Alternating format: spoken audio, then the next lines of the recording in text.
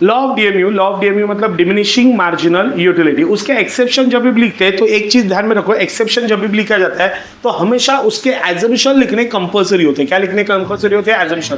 मतलब क्वेश्चन कैसे लिखने का, लॉ ऑफ डीएमयू जब भी लिख रहे तो उसके दो टाइप आते हैं ना, एजम्पशन एंड एक्सेप्शन।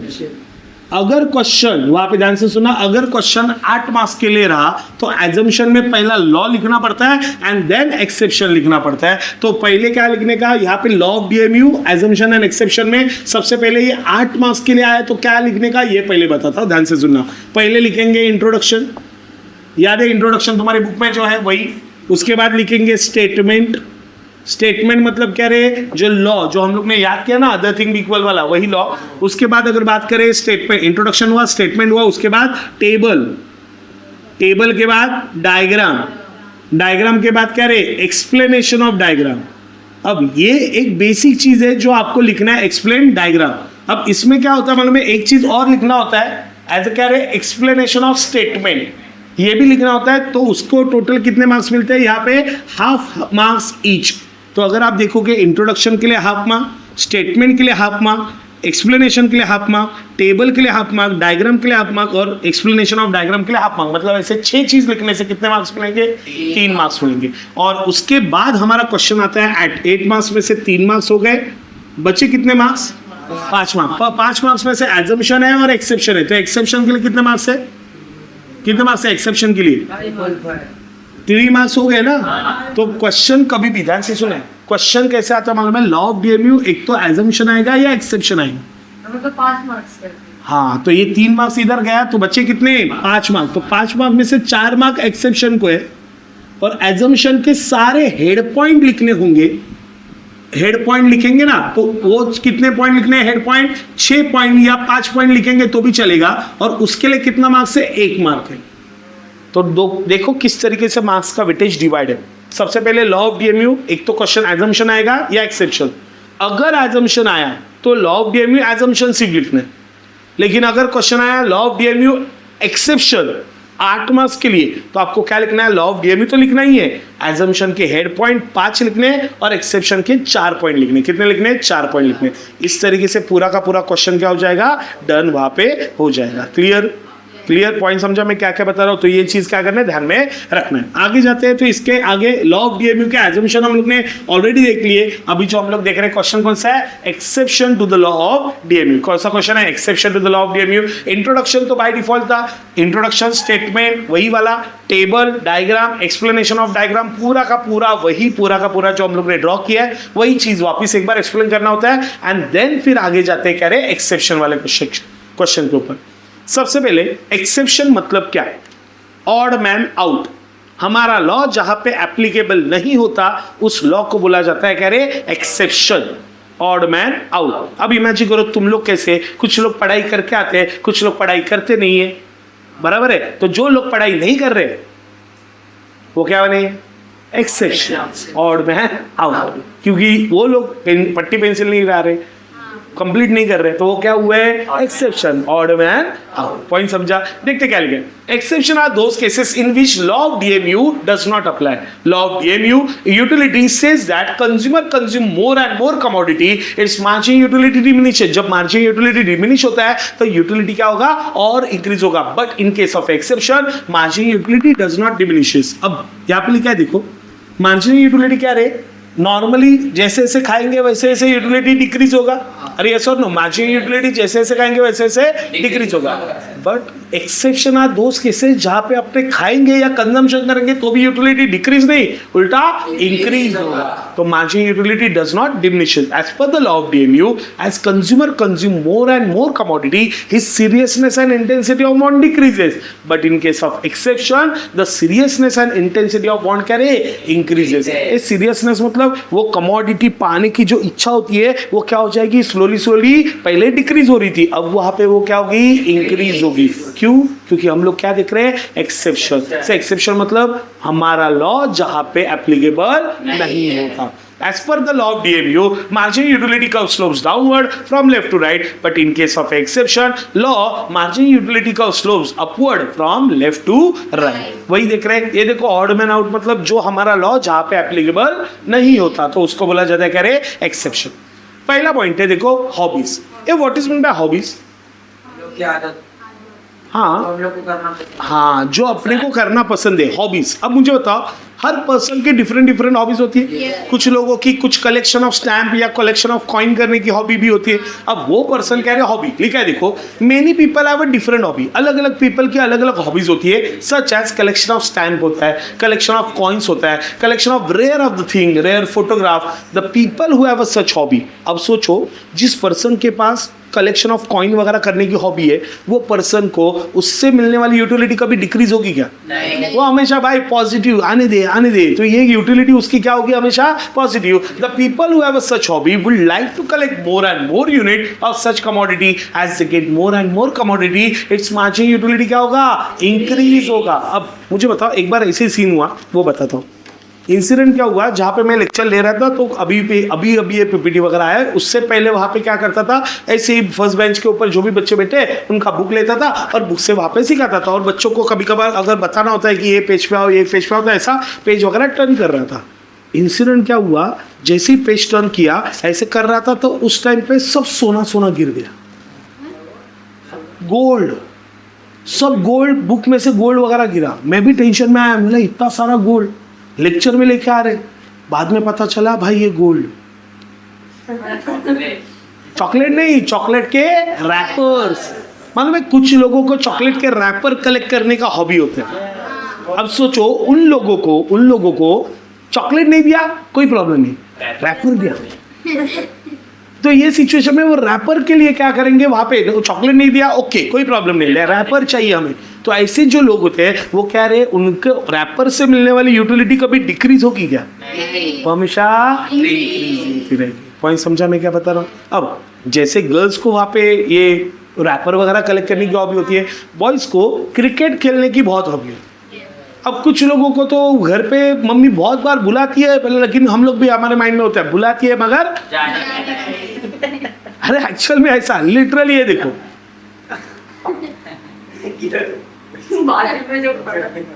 मुझे टेंशन किसका है मालूम है, अगर ये बॉल अगर इसका मिस हो गया, बड़ा बॉल फूटेगा लिटरली. और एक डाउट है, जब ये फोटो देखा मैंने, अंपायर पीछे क्या कर रहे हैं? ऐसे कौन खड़े रहता है? अंपायर ही खड़े रहता है ना. ये कौन सी यूटिलिटी? ये कह रहे आपकी इससे मिलने वाली हॉबी जो होगी, उससे मिलने वाली यूटिलिटी कभी डिक्रीज होगी क्या?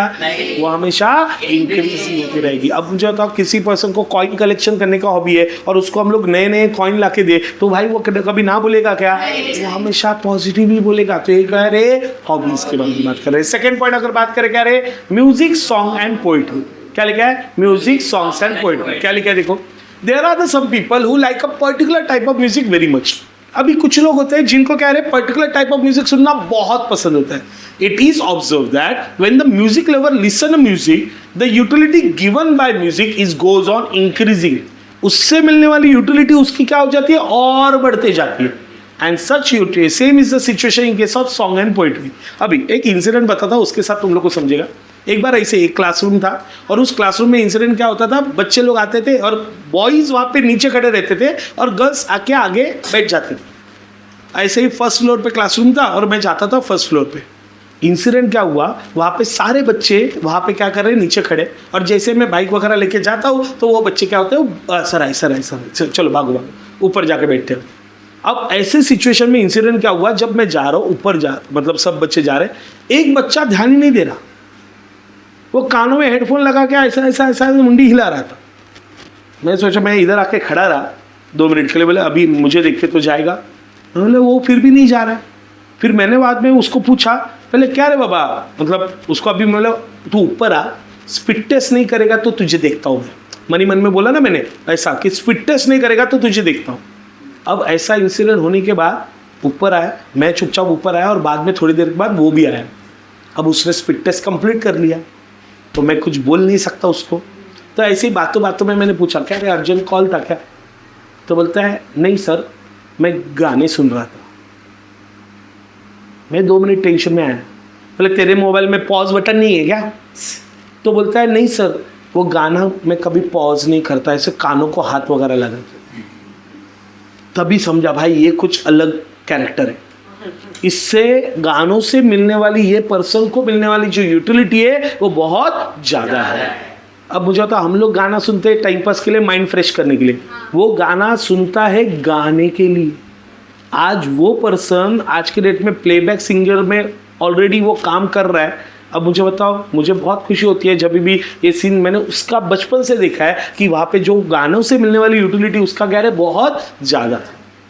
ये कौन सी utility? Music, song and poetry. अरे पॉइंट समझ में आ रहा है? तो ये चीज़ वहाँ पे बताया गया। अब मुझे बताओ, कुछ लोग म्यूजिक सुनते हैं तो वहाँ पे क्या हो जाते, खो जाते कि भाई ये गाना भाई मस्त गाना है, तो ये गाना सुन के भाई हम लोग मतलब जोन आउट हो गए, या ऐसा कुछ हो जाता है। कुछ गाने ऐसे होते हैं।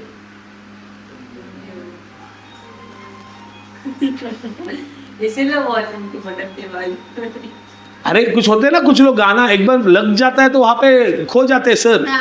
हाँ क्या? हाँ अरे सर बंद कर दो, बंद कर दो, हम लोग जोन आउट हो रहे हैं।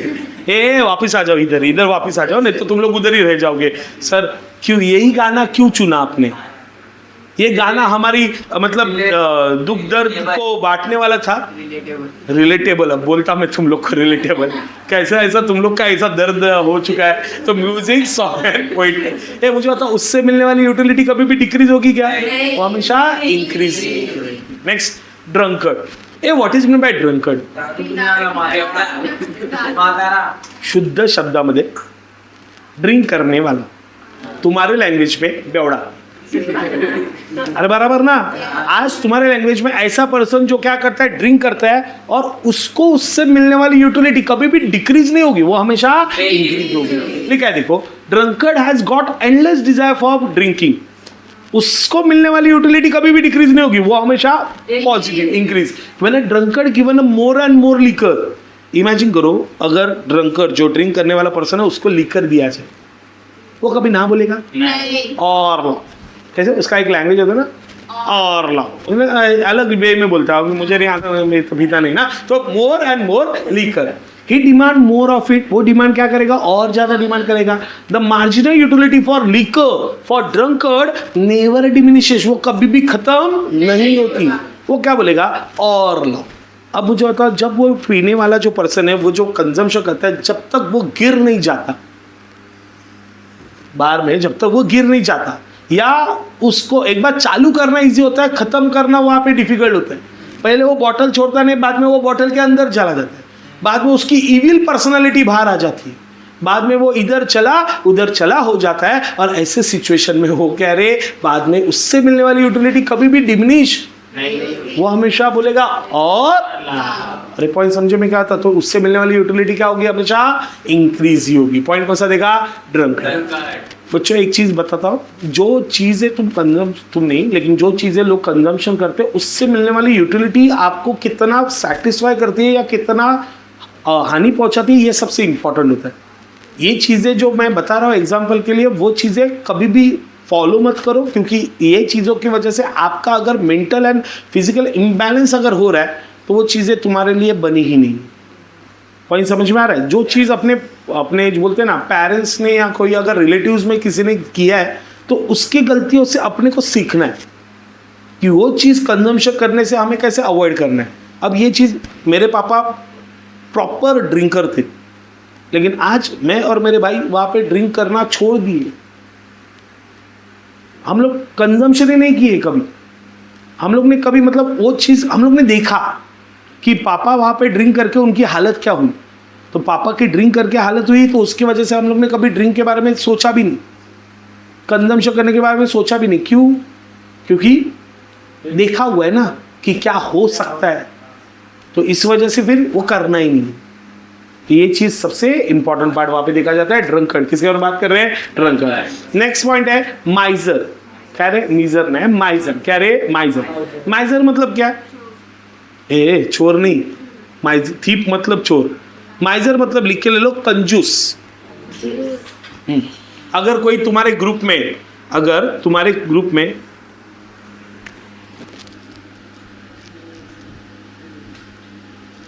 या स्पेलिंग लिख दे भाई कंजूस की।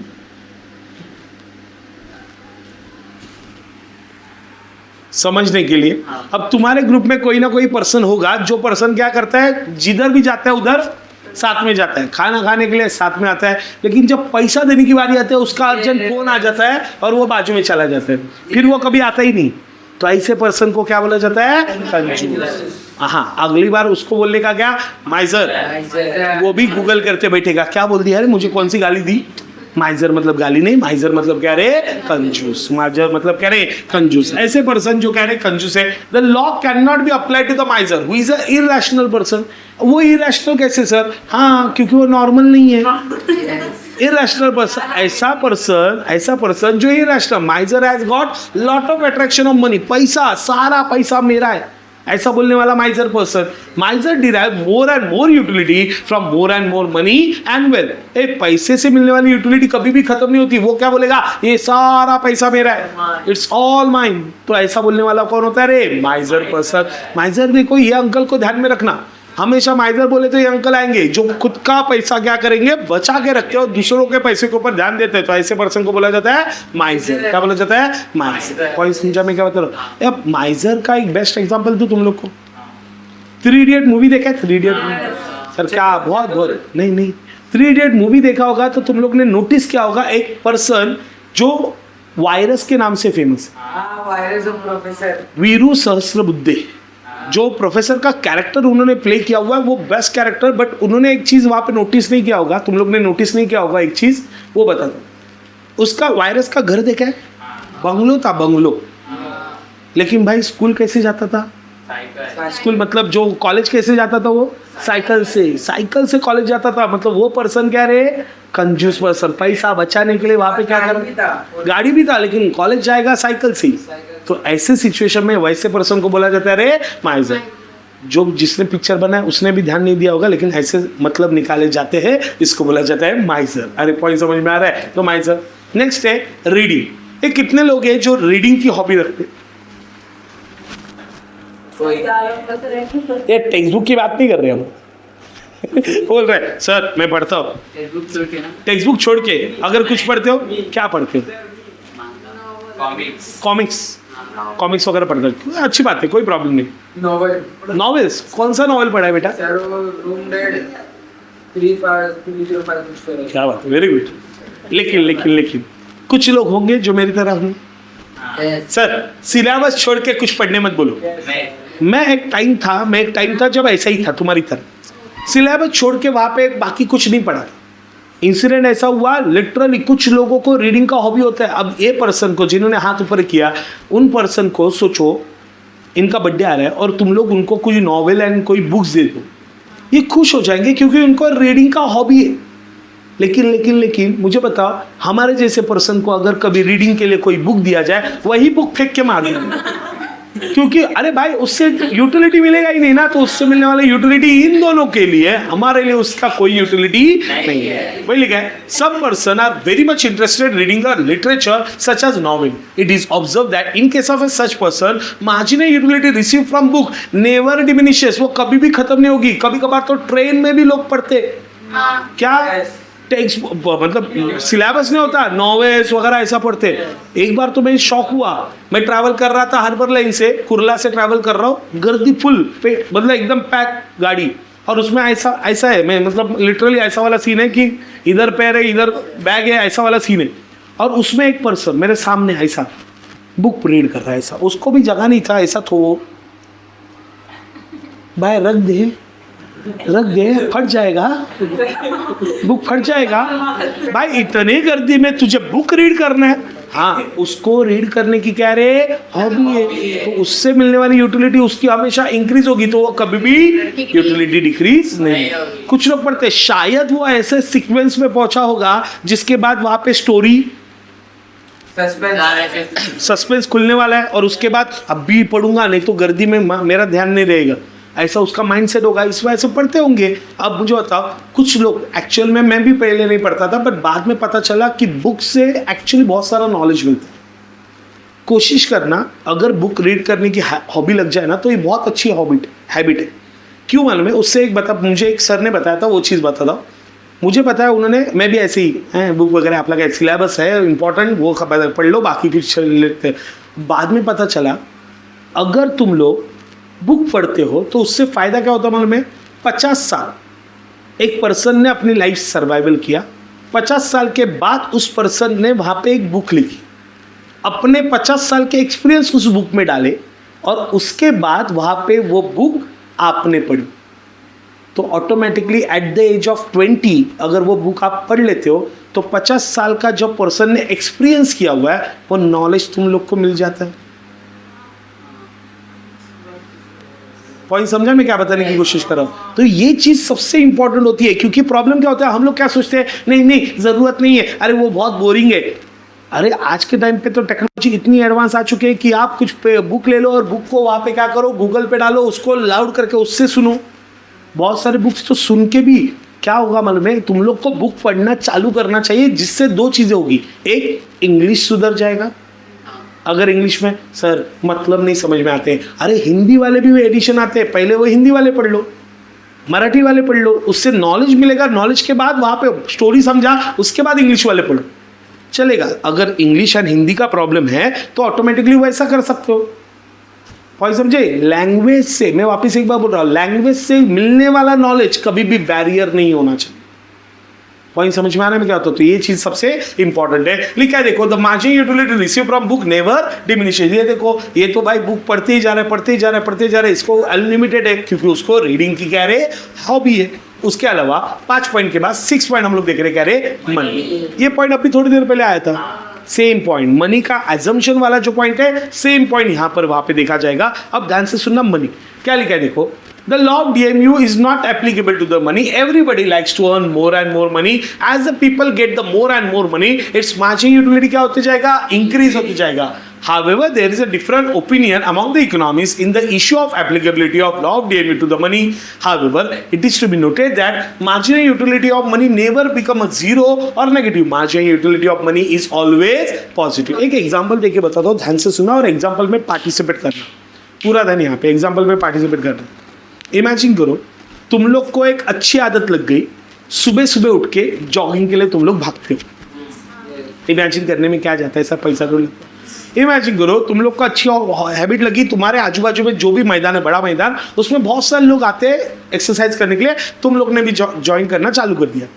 अब सोचो तुम लोग भाग रहे हो, रेगुलर जाते हो।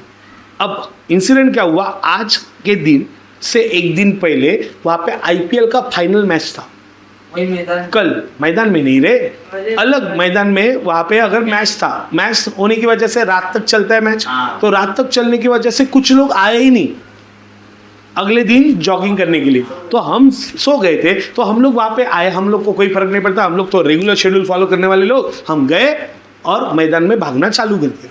भाग रहे, बहुत कम लोग दिख रहे, हमें क्या फर्क पड़ता है, हम लोग भागना चालू कर दिए।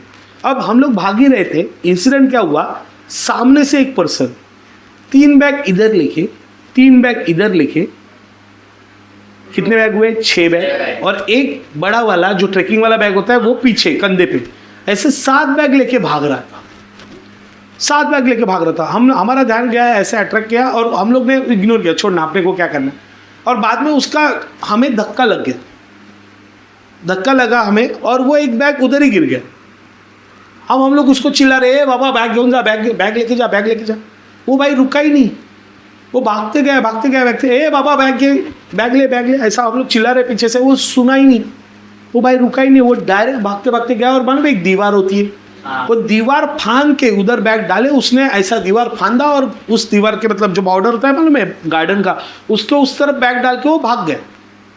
अब इंसिडेंट सुनना, ध्यान से सुनना, सुबह उठ के तुम लोग गए वहाँ पे, भाग रहे थे और धक्का लगा और ये सिचुएशन हुआ। अब जो बैग गिरा हुआ था उसका बैग का थोड़ा सा चेन ओपन था, उससे हमें क्या दिखा, अंदर बैग में 500 की गड्डियाँ हैं, भर के पैसा रखा हुआ है। वो डफल बैग मालूम है, गाँव लेके जाने वाला बैग होता है, वैसा वाला डफल बैग में पूरा पैसा 500 से भरा हुआ नोट था, अराउंड 5-6 करोड़ होगा। अब ऐसे सिचुएशन में तुम वहाँ पे होते, सच मन पे हाथ रख के वहाँ पे बताना कि क्योंकि तुम लोग को मालूम है रिकॉर्डिंग चल रही है, तो तुम लोग वहाँ पे वापिस सोचोगे कि नहीं रिकॉर्डिंग में सब सुना देंगे, पुलिस वालों को दे देंगे।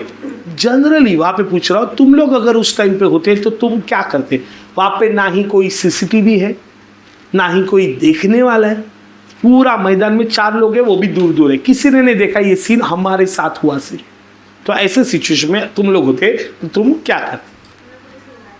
पुलिस के पास जाते, पुलिस के पास जाते, घर पे ही जाता, घर पे जाता हाँ। मेजॉरिटी बॉयज का सबका आंसर लेके जाता। मैं भी तुम लोग के यहाँ पे होता, मैं भी लेके ही जाता, कुछ गलत नहीं है भाई लक्ष्मी माता होती है, ना नहीं बोलना होता है। हाँ, अब मुझे बताओ, सुबह उठा कौन?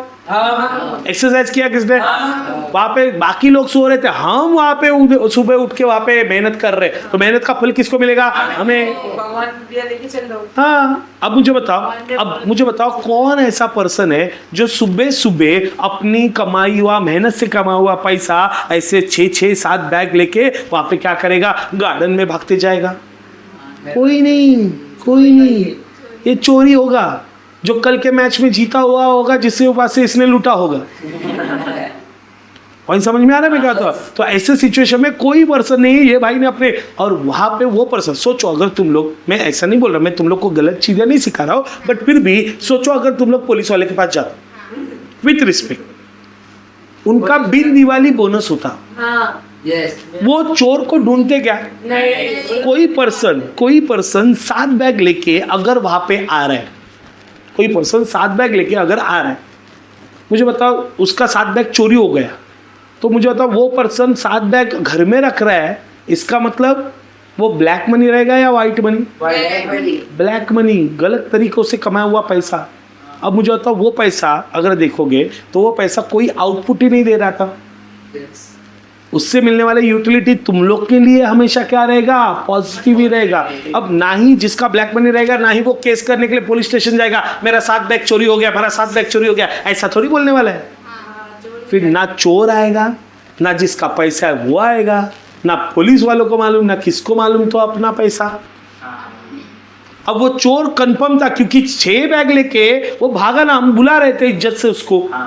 अब वो उसका पैसा होता तो रिटर्न आता, उसको क्या लगा भाई ये बैग के चक्कर में 6 बैग मेरे जाएंगे, इस वजह से वो रुका भी नहीं। तो इस वजह से ये सारे सर्कमस्टेंसेस में अगर मैं होता, मैं भी घर लेके जाता। हाँ, गलत मेरे बारे में सोचना मत, पहले ही बता रहा हूँ। तुम लोग क्या सोच रहे हो? हाँ कैसे सर ऐसा करेंगे? भाई पहले बता रहा हूँ, ये चीज़ क्या है? प्रैक्टिकली चीज़ है। अब ये चीज़ अगर मैं कमा रहा हूँ, अगर ऐसे सिचुएशन अभी बोलने के लिए कुछ लोग बोलेंगे नहीं पुलिस वालों के पास देता, ये हराम का पैसा हमें नहीं चाहिए, या ऐसा कुछ पैसा जो कमाया नहीं उस पैसे से। हाँ, यही मैं बताना चाहता था। अरे पॉइंट समझे, thank you for understanding me. आगे सर नेक्स्ट पॉइंट देख रहे हैं, देखो ये सेम सीन हुआ था। मैं पिक्चर एग्जांपल दे रहा हूँ कब से मालूम है? 2013-14 से, ये 2016-17 में पिक्चर बनी उसके ऊपर।